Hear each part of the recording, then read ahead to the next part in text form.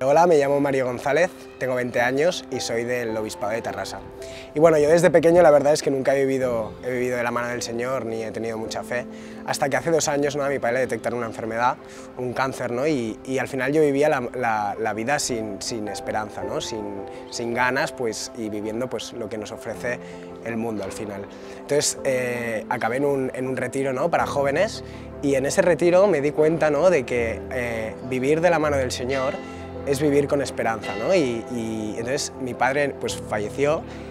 pero aprendí, ¿no?, que al final viviendo de la mano del Señor pues vives haciendo las cosas con amor, ¿no?, con esperanza y afrontando la mayoría de situaciones que te vienen en la vida, ¿no?, pues con mucha actitud, ¿no?, y con ganas de seguir hacia adelante aunque hayan cosas que no entendamos.